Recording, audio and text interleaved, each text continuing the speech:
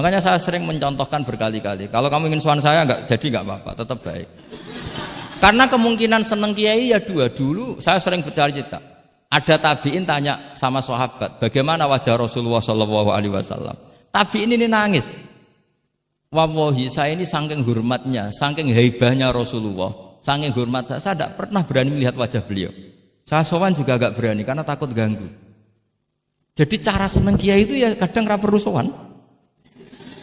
Karena bawaannya itu ganggu.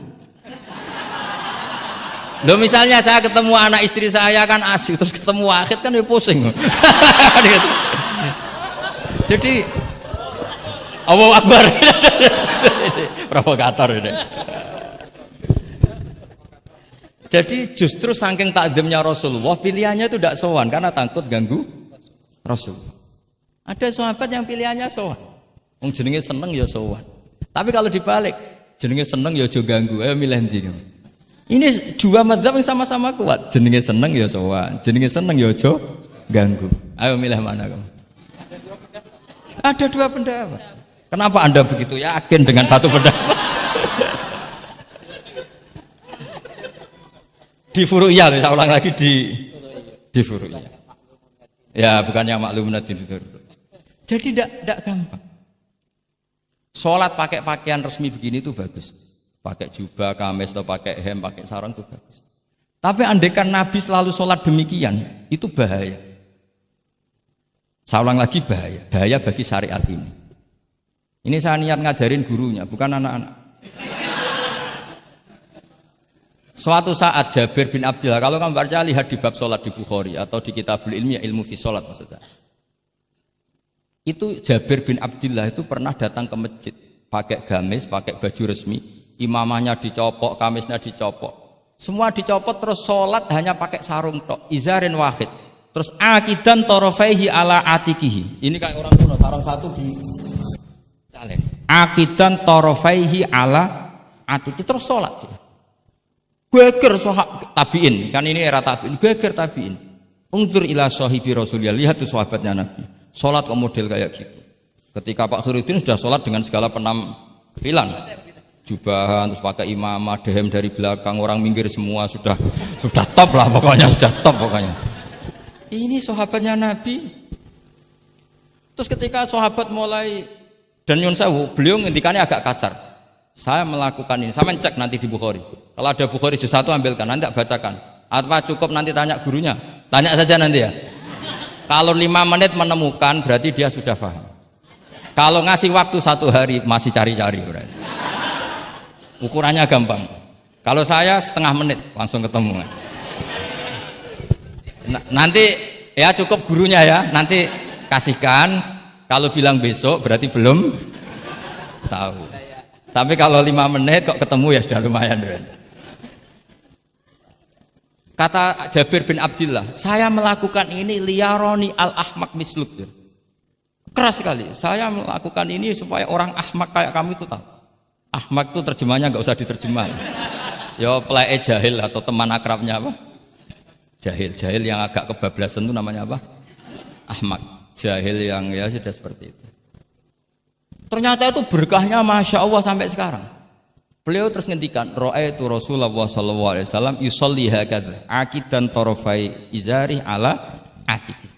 Andaikan itu nggak pernah dilakukan seorang sahabat yang bersaksi Rasulullah pernah melakukan itu, maka kita akan menganggap sholat jubahan resmi seperti itu menjadi syarat sah. Pakai hem seperti ini resmi menjadi syarat sah. Barokahnya itu diketahui, oh yang paling pokok itu satrul aurah, yaitu mabena surah warubah. Jadi tidak konsisten itu kadang penting untuk menjaga varian hukum. Loh, Nabi itu nggak pernah terawih.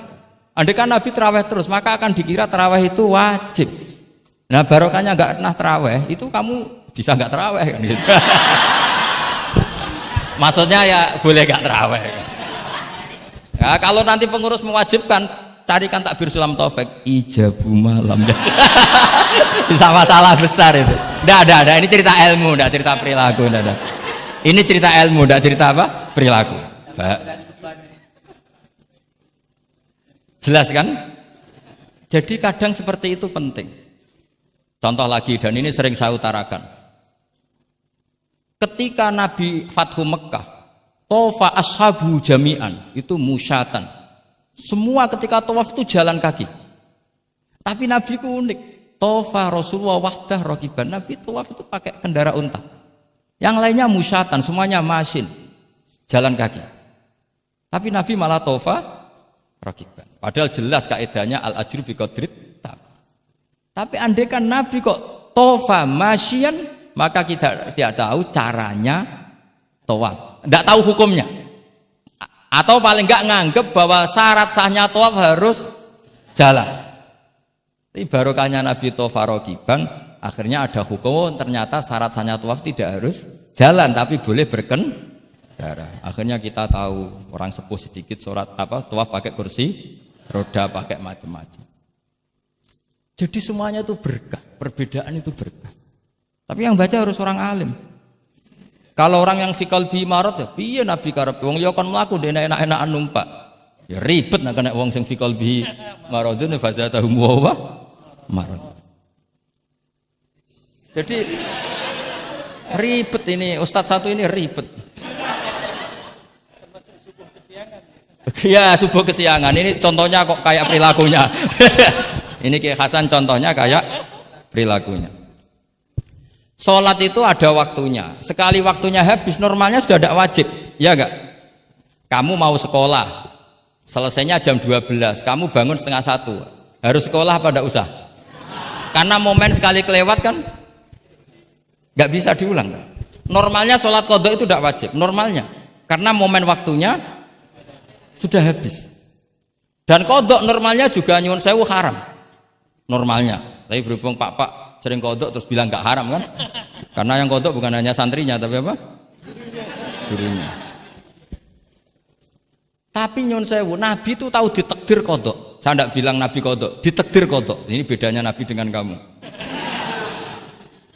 Nabi pernah ditakdir kodok. Dan nyatanya Nabi tetap sholat. Akhirnya jadi syariat kodok itu tetap. Andai kan Nabi tidak pernah kodok, maka orang cara berpikir, waktunya kan sudah habis. Pasti malaikat bagian nyatet sudah gak ada. Lalu apa sholat? Wong sing nyatet wis tutup buku kan? Karena logika waktu itu kalau momennya kelewat ya sudah normalnya. Tapi agama ini tidak seperti itu. Berhubung Nabi pas kodok juga sholat. Itu kayaknya juga jamaah ya. Wah itu yang ribet itu. Ya kan jamaah kan itu. Jamaah kan? Wah, aku nak mbok praktekno ning pondok. Ya ribet.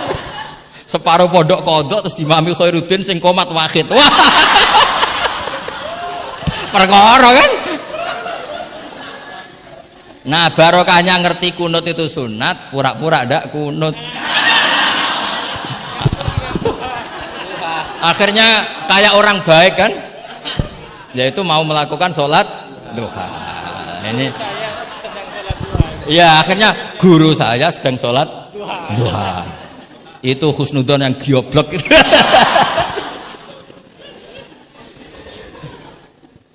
Jadi lah itulah yang jadi analisis usul fikih. Jadi semuanya itu ada analisisnya. Saya ulang lagi, semuanya itu ada. Yang jelas itu di antara pantangan Islam itu ijabu malam yajib dan tahrimu malam yahrum. Karena manis tahsana faqad syarra'a. Dan Allah itu enggak suka ada syariat tandingan, itu enggak suka. Karena bahaya kalau semua orang istihsan, bahaya. Saya pernah ini cerita nyata. Ada pengurus yayasan yatim piatu yang sehat. Saya ulang lagi, yang sehat. Sehat yayasannya, sehat apa keuangannya, sehat perilakunya. Datang ke saya minta doa, minta nasihat. Normalnya kan saya puji, tapi saya dingin saja. Saya bilang yayasan yatim piatu itu bagus, tapi lebih bagus lagi kalau dibiarkan. Karena anak-anak yatim ini kan milik keluarga. Setelah bapaknya mati, biasanya mbahnya ngerawat, Pak D, Pak Leknya ngerawat. Nah, dengan kamu ambil ke yayasan itu, dia tercerabut dari keluarga. Satu, Anda jangan merasa perilaku Anda atau solusi Anda atau amal Anda lebih baik. Bisa saja kalau di keluarga lebih. Tak beri contoh, anak yatim di kampung saya ini gendut-gendut. Karena dulu Pak D, Pak Leknya, mbahnya tidak pati sayang, barokah yatim sayangnya berlipat. Terus kedua, barokahnya di rumah makannya bebas. Kalau di yayasan kan harus pakai jam. Mana seneng cah cilik makan di jam. Jadi biar ya, nah ini lagi-lagi khilaf. Yang setuju yayasan yatim, yang sehat loh, kalau yang nggak sehat memang kita tidak cocok. Yang sehat, bayangkan yang sehat. Itu saja ada masalah. Karena tadi anak ini kan bagus, makanya Mbah Mun pernah dawuh. Ya yayasan yatim piatu itu ya apik, tapi gak oleh bocah tercerabut sangka keluarga. Nah ini kalau kita mentasrek terus semua anak diambil terus gak tahu Pak D-nya siapa, mbahnya. Meskipun ditulis tapi kan gak semudah itu, ingat kalau hanya sekedar di catatan dokumen kan. Tapi kalau dibiarkan di keluarga ngundang Pak D, Pak Le, Mbah dan sebagainya. Jadi gak bisa misalnya kamu bahas masalah gimana hukumnya mendirikan yayasan yatim piatu. Terus kamu bilang sunat mutlak, tidak bisa, karena di sini ada unsur tadi. Kak sampean mondok ini sunat apa enggak, Pak mondok? Ya bisa wajib, bisa sunat, bisa haram. Karena yang haram misalnya gini, kamu di kampung kamu itu andalan, tidak ada orang baik kayak kamu, tidak ada yang bisa ngaji kecuali kamu. Enak-enakan mulang neng pondok, mergo keren timbang mulang neng kampung, mau wong telu. Makanya Mbah Mun kalau guyon sama saya masih ingat betul lagi. Jadi kiai yo latihan, aku tahu keliru kata Mbah. Tak pikir keliru apa? Anak prainan ditanya Mbah Mun, "Cung prainan kok ning pondok?" Mbah Mun sempat kusnudon kayak cah sregep, wong prainan kok ndak pulang. Ternyata, "Lho prainan kok ning pondok, Cung? Kok sregep temen?" "Mboten, Mbah, nate ngomah kan ngarit." Ternyata. Jadi kusnudon tuh kadang gitu. Semenjak itu Mbah Mun kalau ada prainan, "Cung, mulai Cung ben kenal wong tuamu." Jadi malah dibalik. Iya kan kalau kelamaan ke pondok kan nggak roh asal usul orang tua sehingga tidak punya empati, tidak punya kasihan kan. Orang tuanya berjibaku ngarit apalah kerja apa. Lah ya artinya terus kamu tidak bisa. Semua santri yang perenan tidak pulang berarti santri baik. Sebetulnya tidak mesti juga. Santri takut ngarit kan gitu. Ini namanya sudut pandang gitu. Jadi masalah-masalah furu'iyah itu tidak bisa tidak seperti itu. Nah, sehingga kita tahu di kitab Mahali atau di kitab beberapa kitab fikih mesti kaul awal, kaul sani, kaul salis dan sebagainya. Karena ini masalah sudut pandang. Wali nikah misalnya. Wali nikah itu kalau fasik sah apa enggak? Wali mujbir. Ada ulama yang mengatakan kalau wali mujbir fasik tetap sah jadi wali. Likamali syafaqatih, karena seorang wali ini pasti sangat sayang, meskipun fasik dia orientasi tentang anaknya tetap bagus. Ada yang bilang enggak, kalau fasik harus dicabut hak walinya. Di mana-mana orang fasik sudah error. Jangan-jangan karena dia pemabuk atau karena dia tukang judi, pikirannya dapat menantu yang kaya meskipun tukang judi. Bahaya ini kalau diberi hak wilayah atau hak wali. Makanya ulama mengatakan sekali fasik dicabut. Nah ya yang satu memandang umumnya orang tua meskipun fasik tetap likamalis. Tapi kata siapa di sosial itu mesti semua orang begitu apa tidak mesti? Tidak mesti. Makanya kaul sani mengatakan cabut saja. Li'annahu la yu'manu ayadu'aha inda fasikin mislih. Karena siapa yang bisa menjamin kalau dia tidak mengawinkan putrinya dengan orang fasik yang sejenis? Orang fasik pasti komunitasnya juga fasik, dan dia nganggap orang fasik itu tidak problem, wong dia sendiri fasik. Wes dok untuk iki capek, jebule capek sing tahu ngutangi ning nggon judi. Karena dia punya ukuran apik versinya dia. Lagi-lagi fikih kok mujma' alaih mau piye? Yo. Yang furu'iyah maksud saya, yang furu'iyah. Iki pinter toh cukup ya? Sudah 45 menit. Mohon ngoten mawon. Assalamualaikum warahmatullahi wabarakatuh. Satu mungkin. Ya, mungkin satu ya putra dan satu aja ya putra dan putri. Ya, enggak satu saja Gus. Oke, Bismillahirrahmanirrahim. Terima kasih. Mungkin yang tadi perlu saya berikan catatan. Oh ya catatan ya. Saya ingin beri catatan bahwa kita tadi sudah dapat kalau fikih itu karakternya adalah khilaf. Jadi ya yang furu'iyah lah, yang furu'iyah. Oke. Yang furu'iyah karakternya khilaf sehingga kita harus terbiasa berbeda. Dan soal tadi kesantunan, kesopanan itu orang ekspresinya berbeda. Kadang kita salah ketika kita mengkritik, kadang ketika kita berbeda pendapat, kita lalu dianggap tidak santun. Padahal ulama-ulama kita soal urusan furu'iyah itu hal yang biasa. Termasuk bahkan mungkin yang tadi sering dikali dikutip oleh Gus Baha, manistahsana faqad syarra'a, bahwa itu adalah kecaman dari Imam Syafi'i. Mungkin Gus Baha perlu, saya tidak tahu ya, ini tag ini sudah sampai atau tidak kepada beliau. Ya, saya bacakan tagnya. Saya harus baca. Kalau ingatan tidak sebaik beliau saya. Tapi kalau catatan saya lebih baik mungkin.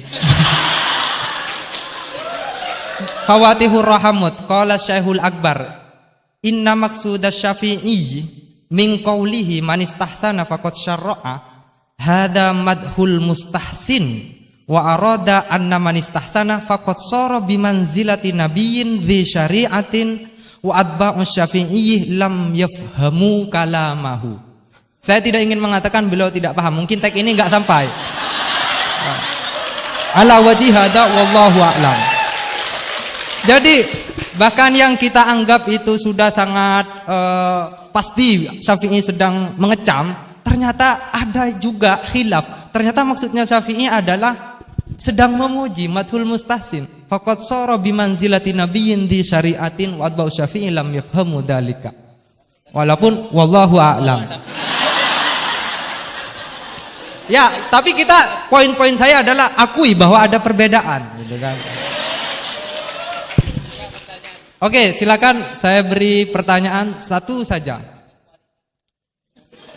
Oke, mungkin Ustadz Khairuddin bisa menentukan siapa? Saya Jaya yang menentukan. Oke, Lutfi, mohon maaf bukan soal berkualitas tapi dia lebih dahulu sampai di sini karena dekatnya. Dipersilakan.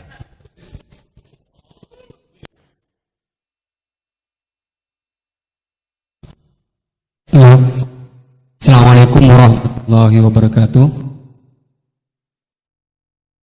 Haji Ahmad Bahauddin Nur Salim atau yang lebih dikenal dengan Gus Baha yang saya takzimi dan semua guru-guru saya yang saya hormati. Kita banyak mendengar tadi bahwa di dalam fikih yaitu furu'iyah itu sudah terbiasa terjadi khilaf di antara kalangan ulama.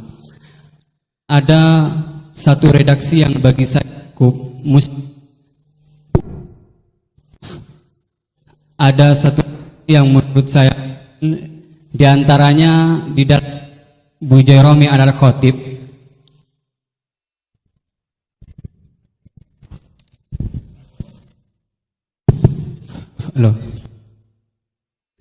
di antaranya redaksi yang terdapat dalam kitab Bujairami al-Khatib dan ini juga dikutip di dalam kitab I'anatul Talibin ketika membahas soal apakah ad-dukhon itu dapat membatalkan puasa atau tidak.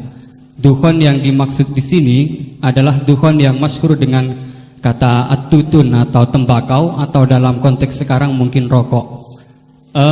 Itu kan ulama sebetulnya berbeda pendapat, bukan hanya dalam apakah membatalkan puasa atau tidak, bahkan hukum rokoknya aja ulama sudah berbeda pendapat. Tetapi kemudian ada redaksi yang menarik bagi saya cukup muskil, yaitu beliau tiba-tiba mengatakan begini, la'anallahu man ahdatsahu. Semoga Allah melaknat orang yang memproduksi rokok. Itu penting digarisbawahi. La'anallahu man ahdatsahu. Man ahdatsahu bukan man ista'malahu.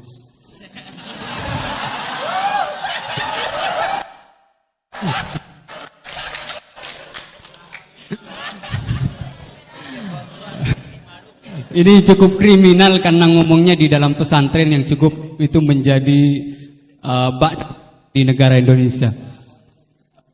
Kenapa ini ada laknat semacam ini? Karena katanya fa innahu minal bid'il qabihah.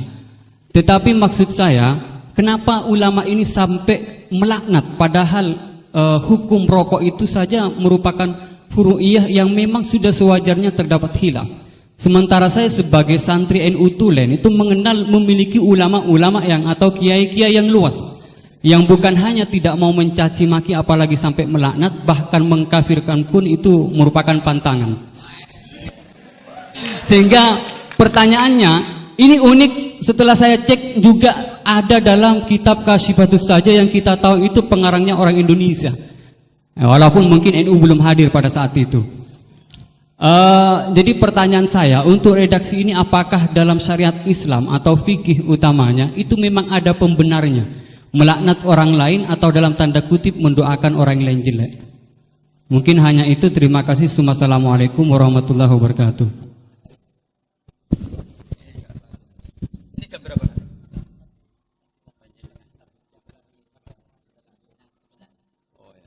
Bismillahirrahmanirrahim. Semoga Allah mengampuni Pak Wahid. Itu takbir itu ngawur sekali. Itu Syekhul Akbar, yang dimaksud di situ Ibnul Arabi. Itu termasuk statement sing mimma yuhaddaru bih. Jadi yuhaddaru anhu. Termasuk fatwa-fatwa yang orang harus menghindari. Apalagi itu justifikasinya wa atba'u syafi'i la yabamuna. Sampean lihat di semua kitab usul fikih itu masyhur itu ibtalul istihsan. Termasuk di kitab Sayyidina Muhammad Syari'atu wa al-Khalid. Semua kitab usul fikih Imam Syafi'i menolak istihsan apa menganjurkan? Menolak. Sekarang keyakinan orang banyak Imam Syafi'i menolak, dengan satu orang Imam Syafi'i memuji. Jumhur versus wahid satu orang. Doakan ya semoga Allah memberi tobat. Loh, saya tuh tahu betul itu. Jadi itu kan seseorang satu, yaitu Ibnul Arabi, mengvonis ashabu Syafi'i la yafhamuna. Padahal di semua kutubus Syafi'i, jumhur, memang mereka tahu kalau Imam Syafi'i itu menolak istihsan. Jadi itu jelas manis tahsana faqat syara'a itu kalimatu dzamin minhu, bukan kalimatu madkhib. Itu jelas ya. Nah, yang menyangkut rokok tadi saya kan sudah mengulang. Kalau rokok dengan arti rokok itu kita ngikuti guru-guru kita, tidak pernah mengesahkan orang puasa yang rokok. Jadi ini bukan masalah furu'iyah, karena tetap dianggap ain. Jadi ini saya sendiri secara pribadi, dan kalian harus setuju karena anut guru-guru kita tidak akan mengesahkan orang puasa merokok. Karena dukhon itu termasuk ain. Selain itu tidak perilaku guru-guru kita. Nah, soal khilaf tentang rokoknya sendiri tidak urusan dengan puasa loh ya, saya ulang, tidak urusan dengan puasa. Itu karena memang tadi malam yadul kan al aslu fil asya al ibahah kan, malam yadulat dalil ala tahrim. Jadi ya taruhannya halal dulu, tapi tidak urusan orang puasa, saya ulang lagi loh ya. Karena yang salah paham ruwet. Nah, kalau masalah laknat tadi, laknat itu ibaratun anil bukhdi. Jadi tidak, laknat itu tidak harus yang orang itu harus kesampaian lah kira-kira. Jadi kalau sampean tanya hukumnya melaknat orang mukmin gimana? Jelas di Sulam Taufik laknul mukmin itu tidak boleh. Tapi manusia itu tidak cukup punya bahasa untuk mengekspresikan kebencian atau tidak suka. Kadang-kadang spontan terlontar kata apa? La'anahu. Jadi itu hal-hal yang bawaan sabkul lisan. Itu kan sama dengan orang Arab bilang la wawah. Karena nggak bisa dihindari. Makanya di bab tolak, dengerin ya, bab apa?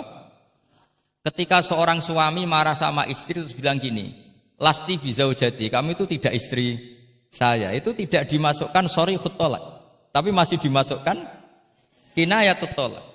Karena maksudnya lelaki ketika sadar tadi, kamu seperti ini tidak seharusnya. Seakan-akan perilaku kamu tidak perilaku seorang istri. Sehingga itu tidak dimasukkan sharihut tolak, tapi dimasukkan, padahal kalimatnya jelas, kamu tidak istri saya. Tapi itu kan bawaan emosi. Itu kan seperti kiai baru duka, ora santriku nak sing penggaweane kodok. Nah, sekali-kali kiai ini takut. Terus kalau santri ini tiang lintu, yo ora ngawur ya.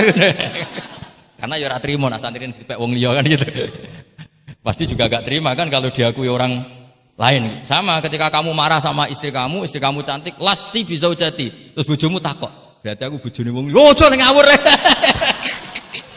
Kan Yeman juga kan? Eman kan? Jadi makanya di semua hukum itu selalu kalau masalah ungkapan kalimat itu kira-kira yang mirip la yu'akhidukum wa billaghwi fi aimanikum, karena bawaan kalimat spontan itu pasti ada. Makanya dulu ada sahabat yang nyuwun sewu Nabi ngendikan papa gitu, terus agak terganggu itu, padahal Nabi ngendikannya ya spontan, tapi tidak sampai laknatullah. Akhirnya Nabi, "Dah kamu tidak usah susah. Fa'ayul muslimina adaituhu aw sababtuhu aw syatamtuhu wa laysa dzalika ahlan wa la ahlan lidzalik faj'al dzalika kafaratau wa zakatau wa ajra." Jadi bawaan spontan itu pasti ada. Ya saya ulang lagi ya, ini yang kembali ke takbir tadi. Itu bahaya betul tuh. Jadi Ibnul Arabi itu termasuk tulisan-tulisannya mimma yuhadzaru anhu. Ya, pernah dengar toh? Lah yang dimaksud Syekhul Akbar itu kan Ibnul Arabi kan? Saya sangat tahu. Jadi ukurannya itu jumhur. Semua ulama Syafi'iyah, semua al-usuliyun itu mesti menceritakan apa? Imam Syafi'i tidak percaya atau tidak setuju ada istighsa. Masa orang banyak ini kamu salahkan demi statement orang satu? Idza ikhtalafal jumhur wal fardu quddima jawab. Ya, semoga ini tobat. Enggak ya, enggak apa-apa. Tapi memang bagus lah. Artinya dia mengungkapkan takbir itu sudah bagus. Lumayan lah, cara ukuran itu. Tapi ya musuhnya jangan saya tetap.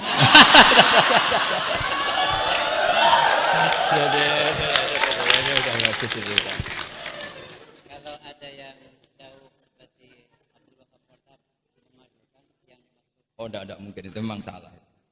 Jadi cari saja di Ibtalul Istihsan. Ya pokoknya walhasil ashabu Syafi'i semuanya menolak istihsan. Wong Imam Syafi'i butuh gini. Kalau nanti ada istihsan yang baik, mintanya Imam Syafi'i jangan katakan istihsan, itu masuknya kias. Karena kalau kias kan ada makis, nginduk ke makis aleh. Lah makis aleh ini ada nasnya. Pokoknya butuh Imam Syafi'i itu jangan sampai orang tercerabut dari akar Quran dan hadis, kemudian istihsan dengan subjektivitasnya sendiri. Dan itu kalau pakai subjektivitasnya sendiri namanya fakot sarro. Dong ya ini. Oh, alhamdulillah. Tapi ini sudah pinter loh ya, jangan terus. Ya, jadi ini menghormati Jumatan, yang jelas ini sudah 2 kali sudah cukup tuh, sudah pinter. Iya sudah. Loh, provokator. Nggih wonten ditutup Al-Fatihah.